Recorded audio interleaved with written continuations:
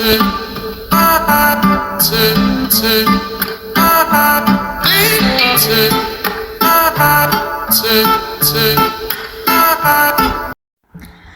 वालेकुम everybody, welcome back to another very beautiful video. उम्मीद करती हूँ आप सब बिल्कुल ठीक होंगे और मज़े में अपनी लाइफ को एंजॉय कर रहे होंगे। आज मैं आपको विज़िट करवाने जा रही हूँ भाई दुनिया की 5वीं बड़ी और जनूबी एशिया की सबसे बड़ी मस्जिद, जो कि पाकिस्तान के दारुल हुकूमत इस्लामाबाद की मारगिला हिल्स की पहाड़ियों के दरमियान में मौजूद है। इस मस्जिद को देखने का मुझे पर्सनली बहुत क्रेज़ था, क्योंकि इस्लामाबाद से दिली तौर पे बहुत मोहब्बत है भाई। और मेरे मामा बाबा ने यहाँ पे 25 साल पहले विज़िट किया था और ये 25 साल के बाद तकरीबन बहुत ज़्यादा मुख्तलिफ नज़र आ रही थी उनके बकौल।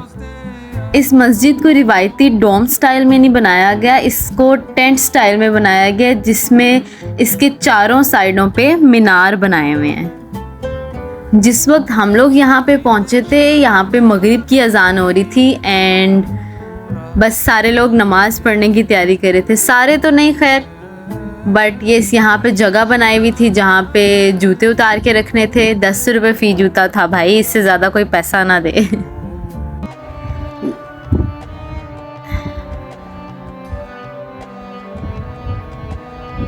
हम लोग जब यहाँ पे पहुँचे थे तो अजान हो रही थी और यहाँ का कल्चर देख के, इन्वायरमेंट देख के, जो एक जगह का तकद्दुस होता है वो देखते हुए एक ही शेर मेरे दिमाग में घूम रहा था, और वो ये, मस्जिद तो बना दी शब भर में ईमान की हरारत वालों ने, मन अपना पुराना पापी है बरसों में नमाजी बन ना सका।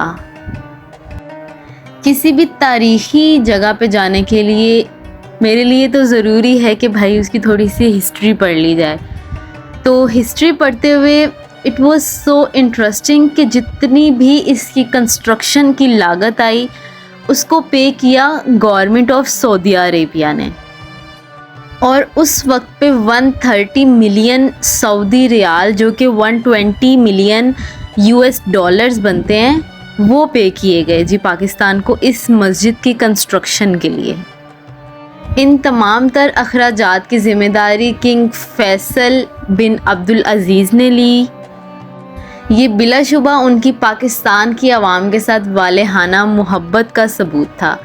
बट द पॉइंट इज़ कि अब मैनेजमेंट जो है वो इस चीज़ को स्टेबलाइज़ करने में इतनी सक्सेसफुल नहीं है जितनी इस जगह को मेंटेन करने की ज़रूरत है। डिफरेंट स्टाफ की ज़रूरत है एंड मैनेजमेंट की ज़रूरत है। वो सब चीज़ें मुझे एज आ टूरिस्ट कहीं भी देखने को नहीं मिली। टू बी वेरी ऑनेस्ट अगर बताया जाए तो मस्जिद का जो एहतराम है वो ही नज़र नहीं आ रहा। जो तकद्दुस होता है, एक एहतराम होता है, बहुत बेसिक चीज़ एक ड्रेसिंग होती है, वो ही I don't know why it was so obvious कि अगर कोई इंसान यहाँ पे विज़िट करने आ रहा है तो ऑब्वियसली वो मस्जिद को विज़िट करने आ रहा है, तो उसे उसका एहतराम तो कम से कम रखना चाहिए। बट यहाँ पे गाइड करने वाला भी कोई मौजूद नहीं था। अगर आपको रास्ता कहीं का समझ नहीं आ रहा तो आपको कोई बंदा नहीं मिलेगा गाइड करने वाला कि भाई इस तरफ जाना है और इस तरफ नहीं जाना। खैर हम बहुत सारी सीढ़ियाँ चढ़ के ऊपर गए नमाज़ पढ़ने के लिए, फिर पता चला कि वज़ू करने की जगह तो नीचे है, तो फिर हम लोग नीचे आ गए वज़ू करने के लिए।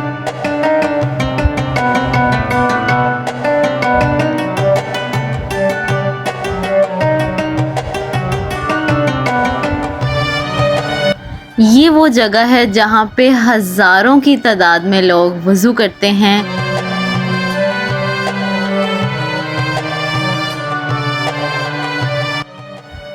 ये जगह वीडियो में जितनी खूबसूरत लग रही है, एक्चुअल में ये उससे कहीं ज़्यादा खूबसूरत है।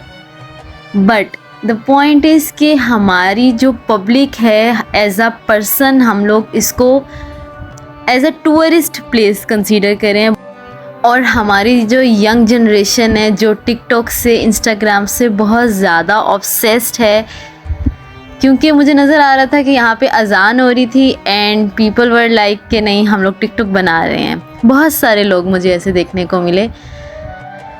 उनसे सिर्फ एक रिक्वेस्ट है कि भाई ये जगह जो है वो हमसे ये डिमांड करती है कि इस जगह का एहतराम किया जाए।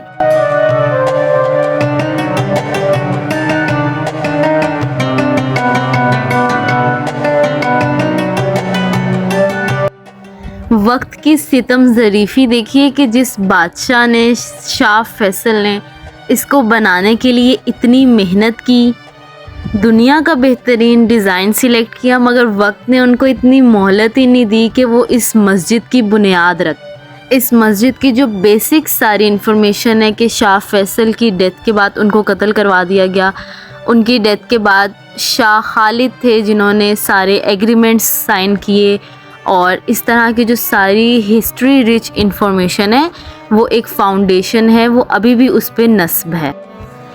इस मस्जिद में जो पहली नमाज थी वो 18 जून 1988 में अदा की गई। और ये जो मस्जिद का इनसाइड व्यू मैंने आपको दिखाया है वो जस्ट जमात के टाइम पे हिस्सा खुलता है, एंड उसके अलावा जुम्मे के टाइम पे वो हिस्सा खुलता है। बाकी जो है वो मस्जिद के अहाते में नमाज अदा की जाती है। ख़वातीन के लिए अलग से जगह बनाई हुई है, और ये सिर्फ लिखने के लिए ही नहीं है, अमल करने के लिए भी है कि ख़वातीन मस्जिद में शरई पर्दे का ख्याल करें।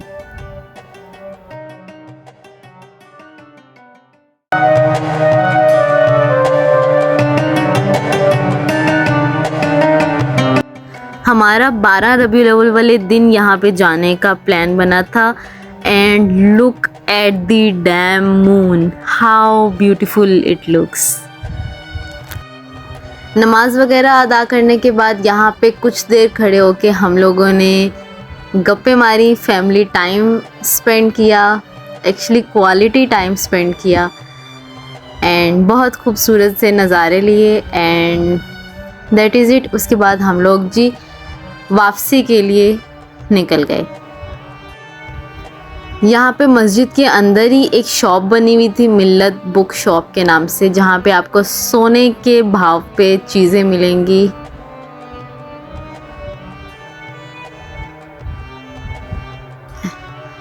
मेरे बाबा ने यहाँ से एक डिजिटल तस्वीर ली, एंड मैंने यहाँ पे विंडो शॉपिंग की।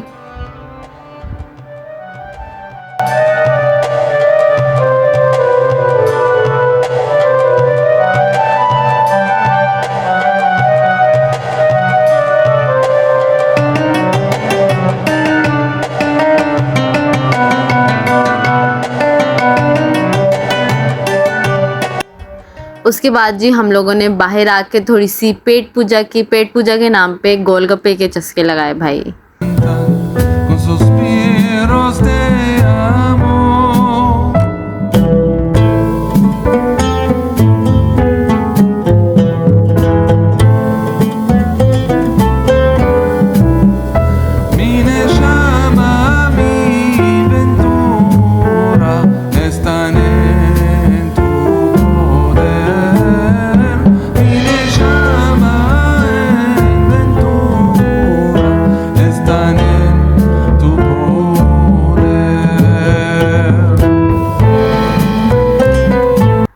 और लास्ट में हमारे साथ फबीहा हो या ना हो, मगर उसकी जो छोटी छोटी निशानियां हैं ना वो हमेशा उसकी याद दिलाती रहती हैं। यहाँ से मेरी मम्मा को बहुत छोटे छोटे प्यारे प्यारे से जूते नज़र आ गए, वो हम लोगों ने फबीहा के लिए पसंद किए।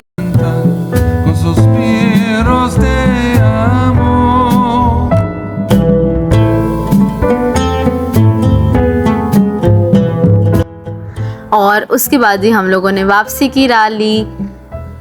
रूम में पहुंचते ही बस अब कोई नहीं हमें रोक सकता अपनी नींद पूरी करने से, क्योंकि इतने लंबे सफ़र के बाद हम यहाँ तक पहुँचे थे। बट नींद लेने से पहले एक बहुत ही खूबसूरत बंदे ने हमें चाय सर्व की। आहा हा, पता नहीं अल्लाह ताला को कौन सी हमारी नेकी पसंद आई थी जो उतना खूबसूरत बंदा हमें दिया भाई। हम करते हैं अपनी चाय को एंजॉय, और आप अपनी फॉर्मेलिटीज़ को पूरा करें। लाइक शेयर कमेंट सब्सक्राइब वाली अगर आप यहाँ तक अभी तक वीडियो देख रहे हैं तो thank you so much for supporting, for watching my videos. फिर मिलेंगे हम किसी और वीडियो में किसी और व्लॉग के साथ। तब तक के लिए अपनी दुआओं में याद रखिएगा। टाटा बाय बाय, अल्लाह हाफिज़।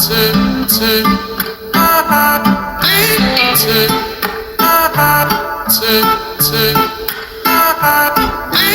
tick.